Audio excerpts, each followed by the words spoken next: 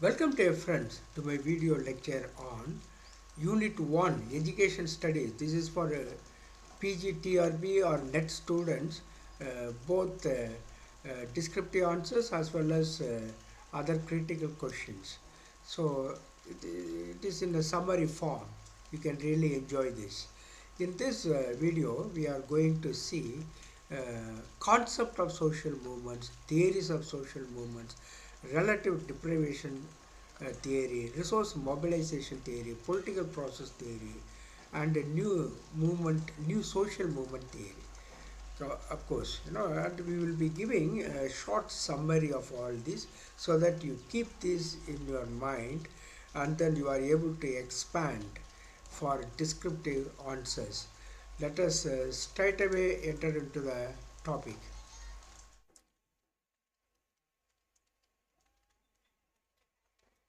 Yeah, concept of social movements, important points and insights.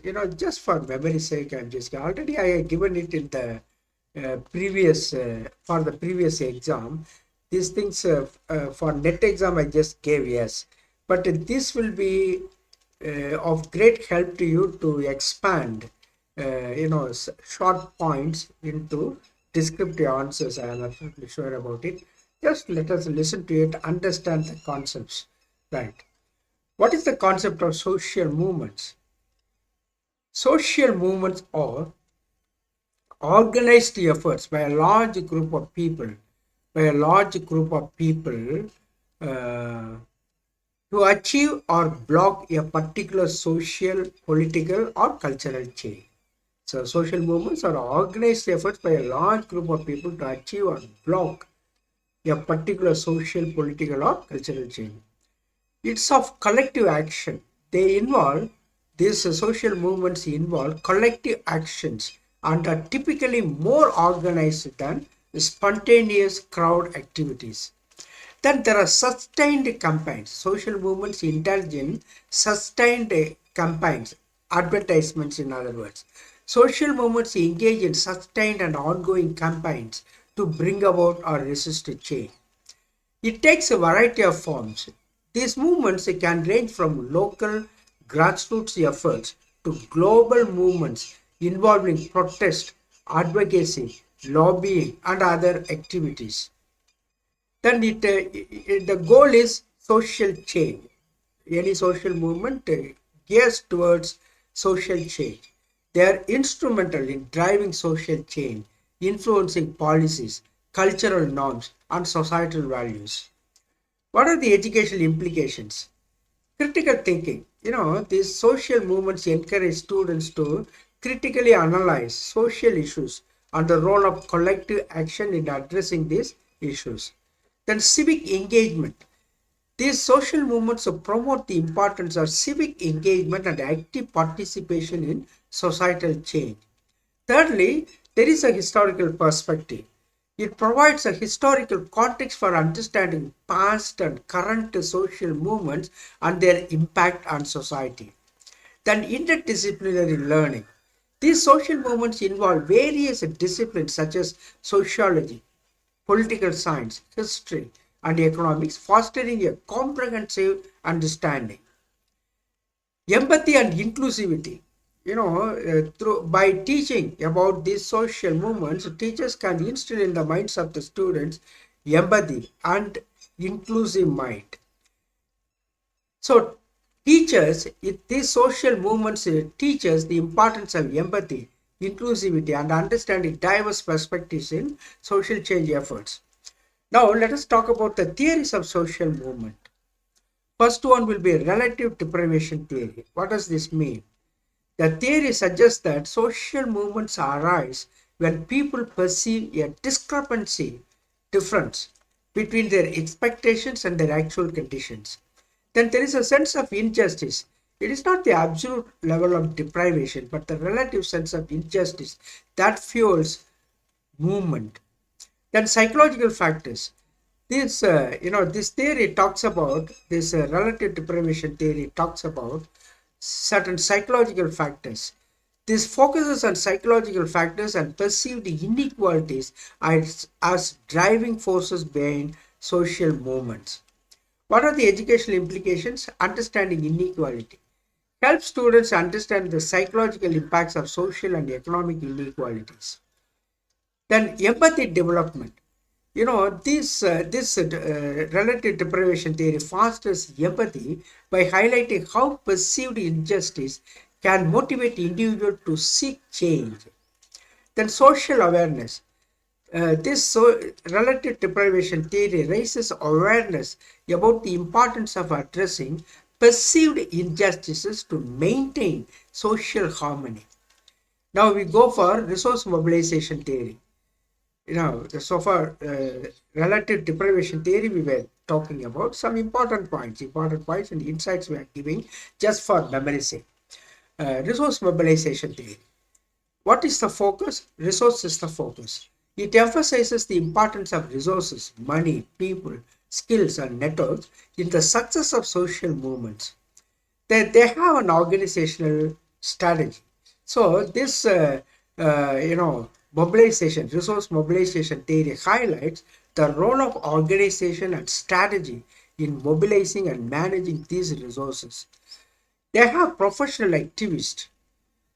It suggests that social movements are often driven by professional activists and formal organizations. What are the educational implications? Organizational skills. It teaches students the importance of organizational skills and strategic planning in social activism. And it instills in the minds of the student the resource management. It highlights the need for effective resource management in achieving social change.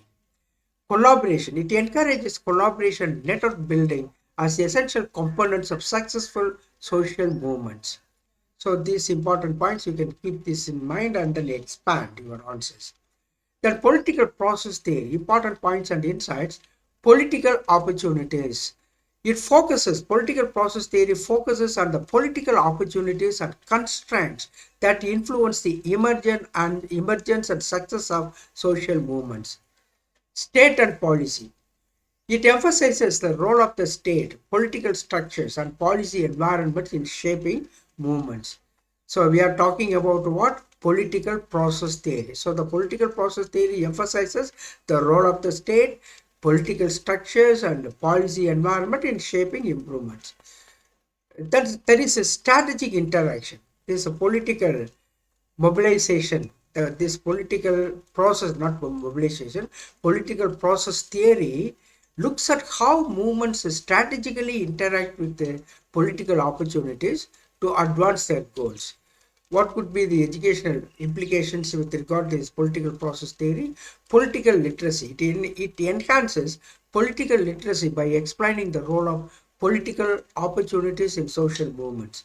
Then policy understanding. It promotes an understanding of how policy environments can facilitate or hinder social change.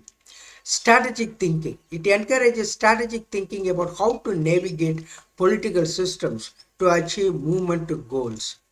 The fourth one will be new social movement theory. What could be the important points and insights? Post-industrial focus. It focuses on movements that arise in post-industrial societies, addressing issues beyond economic concerns such as identity, culture, and quality of life. This new movement theory, the social movement theory, have non-material goals. They emphasize non-material goals like environmental protection, human rights, and cultural recognitions. They have collective identity. These new social movements have collective identity. They highlight the importance of collective identity and shared values in motivating and sustaining movements. What could be the educational implications? Cultural sensitivity promotes cultural sensitivity and awareness of diverse social issues beyond economic concerns. Then identity and values. It encourages students to explore the role of identity and values in social activism. Holistic perspective. It provides a holistic perspective on social movements. We are talking about new social movement, isn't it? So these new social movements provide a holistic perspective on social movements encompassing a wide range of contemporary issues. What could you say in the conclusion part? The understanding the concepts and theories of social movements is crucial in education as it fosters a critical thinking, civic engagement, and a comprehensive understanding of societal change. By integrating these theories into educational curricula, students can gain valuable insights into the dynamics of social movements and their implications for both historical and contemporary contexts. Now, let us ask some questions, critical questions. What is the primary purpose of a social movement? That is to promote social change. Social movements are collective efforts by groups of people to create change in societal norms, values, or policies. Their main goal is to address issues and create social, political, or economic improvements. Which of the following best defines a social movement? So, four options have been given, and which is the right one? A long-term collective effort to promote or resist a change. That is the exact definition of social movement. Social movements involve sustained organized efforts by a group of individuals to either advocate for or oppose changes in society, often targeting social, political, and cultural issues. Social movements typically rely on which of the following to succeed? Out of the four, which is the right one? Mass media coverage and public support. They need advertisement. For that reason, mass media coverage and public support, they rely on. Okay, they rely on mass media coverage and public support. Social movements need public visibility and support to influence a change. Mass media coverage helps bring attention to their causes, and public support can pressure decision makers to respond to their demands. An example of a social movement is what? That is the civil rights movement here. Of course, there are four alternatives given. The civil rights movement is a social movement, yes. So the civil rights movement in the United States was a social movement aimed at ending racial segregation and discrimination against African Americans, exemplifying the characteristics and goals of social movements. Now, with regard to relative deprivation theory, what question you can ask? Relative deprivation theory suggests that social movements arise when people experience a gap between their expectations and reality. So relative deprivation theory posits or holds that social movements develop when individuals feel deprived relative to their expectations or to other groups, leading to dissatisfaction and a desire for change. Which of the following best illustrates relative deprivation? Out of these four, which is the right one? A person comparing their low income to their high expectation is an example of relative deprivation. Yes. So relative deprivation involves perceiving a discrepancy or difference between one's actual conditions and what one believes they deserve, and which can lead to frustration and mobilize social action. With regard to resource mobilization theory, what question you could ask? According to resource mobilization theory, the success of social movements largely depends on what? The ability to acquire and use resources effectively. Resource mobilization theory emphasizes that social movements require resources such as money, labor, and organizational infrastructure. Effective management and deployment of these resources are crucial for their success. Which of the following is not a key aspect of resource mobilization theory out of these four? That is social grievances and psychological factors. Resource mobilization theory focuses more on the practical aspects of organizing and sustaining a movement, such as a resource acquisition and management, rather than the underlying grievances or psychological motivations. With regard to political process theory, what question you could ask? Political process theory argues that social movements are most likely to emerge when, what is the situation? When political opportunities are present. So, political process theory suggests that social movements are likely to arise when there are favorable political conditions, such as increased access to political power, changes in government policy, or broader societal shifts that create opportunities for change. Which of the following factors is considered crucial in political process theory? Out of these four, which is the right one? The availability of political opportunities. So, this availability of political opportunities is considered crucial in political process theory. Right. Political process theory highlights the importance of political opportunities, which are the external conditions that can facilitate or hinder the development and success of social movements. New social movement theory. New social movement theory emphasizes that contemporary social movements are often focused on what? On cultural and identity issues. So, new social movement theory emphasizes that contemporary social movements are often focused on cultural and identity issues.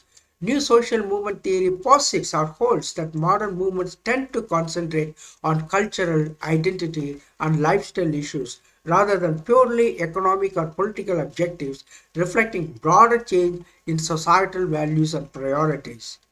An example of a new social movement is what? Out of these four. That is, the environmental movement is the new social movement out of these four, right? Why?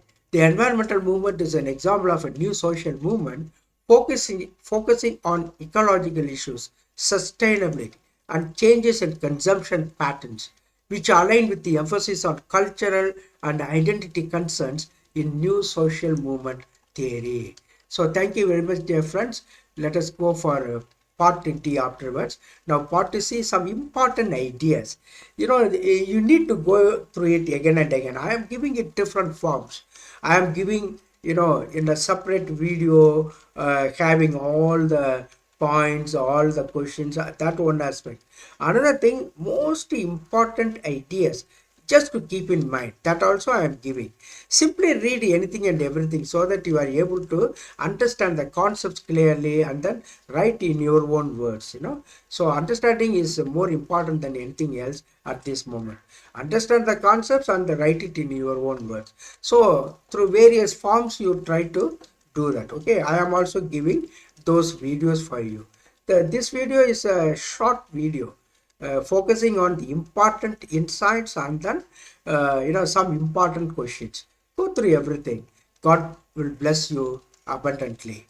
uh, you know Kindly subscribe if you are interested in my videos, and also suggest to me. That's more important. Kindly suggest to me what I should do, what area I should emphasize. If you are able to give me those ideas, I will be able to do it. Okay, for especially for pgtrb education students. Yes, I will be giving more and more videos on questions, on ideas, on descriptive answers. Kindly go through everything so that you come out with the flying colors in pgtrb exam. God bless you abundantly.